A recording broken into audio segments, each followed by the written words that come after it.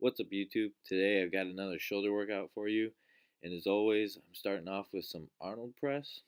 And today I did 4 sets of 10 reps. And like I said in the previous video, I really like doing this exercise because it hits a lot of the deltoid versus just doing like a military press, which just hits the front head of the shoulder. And then moving on, we did a shoulder superset, and uh, I'll do this either standing or sitting. Today I decided to do it sitting, and for sitting, I'll usually go a little bit lighter weight because you can't really use as much body English to move the weight around. But here you see I am kind of throwing it around a little bit, but that's all right, I guess, because I'm getting a pretty good squeeze at each rep. So I'll do lateral raises, front raises, and then rear delt flies. And for these reps, I'm sticking to around 8 to 10 for each set and for each exercise. Then moving on, I did some upright rows, and here we did 3 sets of 12 to 15 reps. And this is really the only trap exercise I decided to do today because I don't know. I really just sometimes I'll throw in trap exercises with my back workouts just if I'm feeling more of like a squeezing day instead of like a pulling back day. But sometimes I'll throw them in with shoulders too because it's kind of part of that muscle group. So then moving on, we did behind the neck military press, and a lot of people kind of stray away from this exercise because it can really damage your shoulders. But I found if you just stay above your ears when you come down, then your shoulders are in a safe position. And then moving on, we did just some uh, no weight lateral raises. And this makes it look kind of funny and sound kind of funny, but I usually do 30 reps of these, and by the time you get to 20, your arms are burning. So then I'll just do 10 more reps to really finish it off. This is also a good exercise to warm up with, this no weight lateral raises. Then I moved on to a lateral raise superset, and I did a pretty lightweight for 6 reps, and then I stood up and did a pretty heavy weight for 6 reps. And this is just to really overload the muscle and get more of a heavier movement for the shoulders to try and get used to lifting more weight. And I'd encourage anyone to do that who wants to make some strength gains. It's really good to test where you are and kind of try out heavier weights with supervision, of course, because you do not want to get injured. Moving on, this is the arm portion of this video. I usually start off with triceps, and for these skull crushers, they can be a little painful for your elbows, but I usually stick to a pretty light weight, and I just try and really do a bunch of reps to really get a good pump going. On the last set of these, I'll do a drop set. So I'll work up to like 3 5s on both sides. So that way, on my last set, every time I finish a set, I can drop off a set of 5s, do another set, drop off another 5, and then do another set. And that's a really good way to really burn out the triceps and really get a good pump started in the arms. So right here, I just sped up the clip because it's a little long. Inside lane, missing exits, glued to the pavement. Between the lines, I'll keep my gaze straight ahead as the last stop flies by. No more waiting for the gun to fire. No more walking through revolving doors. I've gone around once, and I don't need to go around anymore. Break away, forget your sober case. Stop dwelling on empty words. Stop stalling in the doorway. Cancel the cruise control. Switch it in the manual. Don't you wanna feel right?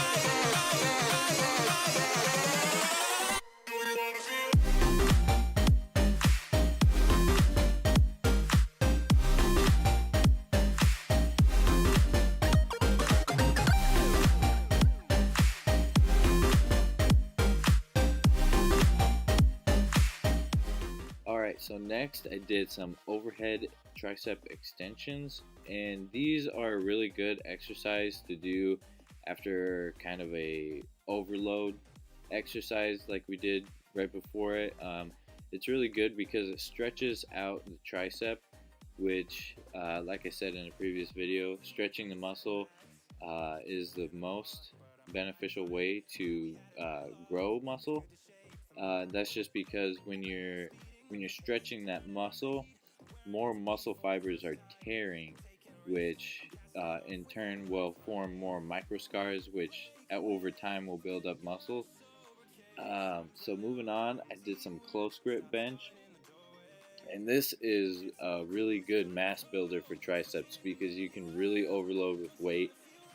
Right here, I just stuck to 95 pounds because I didn't have a spotter. But if I had a spotter, I probably would have tried 135 and seen where I was for that.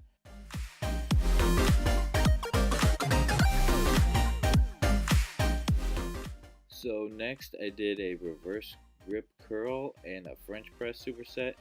And the reason I do these two together in a superset is to, one, kind of switch the focus over to the biceps now, and also it's good to do muscles that work in opposite directions. So some days, um, if I'm feeling up to it, I'll do like a back and chest workout, and that's because chest movements usually stretch out a back movement, and then vice versa, obviously.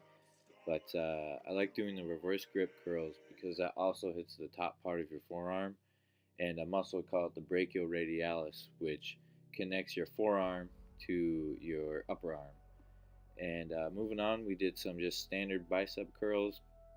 And for these, you really want to focus on squeezing the muscle. And it's also very important to keep your head in a neutral position. So I like to pick a spot on the wall or stare in a mirror if I have one and just look at myself or look straight ahead and then not really look at my arms. I mean, it may look cool to look down at your arms while you're doing a movement, but it's not really beneficial.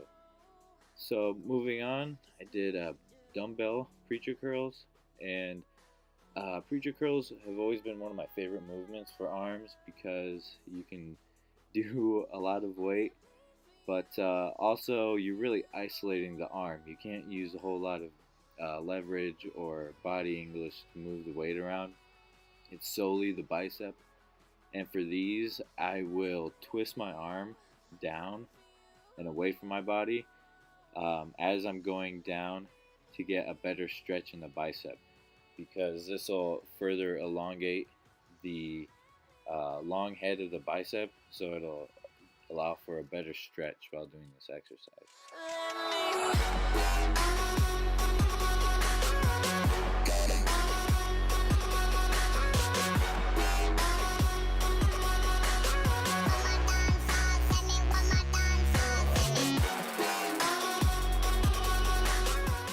Next, I did easy bar preacher curls, and I did these just to really overload the biceps. And like I said, I like doing preacher curls, so I decided to do the easy bar curl variation as well.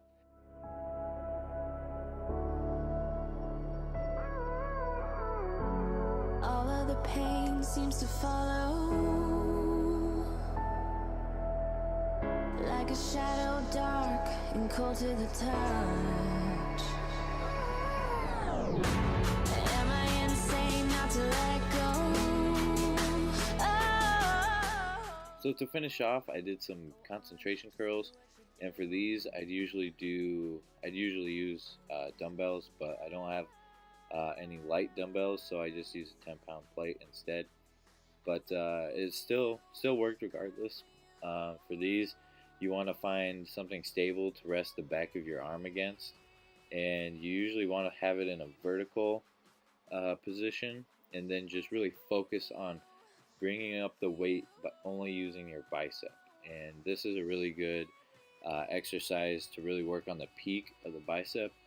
It gives the illusion of having a bigger bicep by working just the peak It's kind of like a mountain, you know. The tip of the mountain is the tallest point. So if you can isolate that part of the bicep, you'll get taller biceps.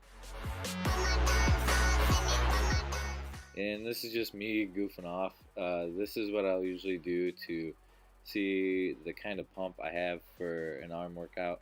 I'll just see if I can touch my shoulders with my fingers.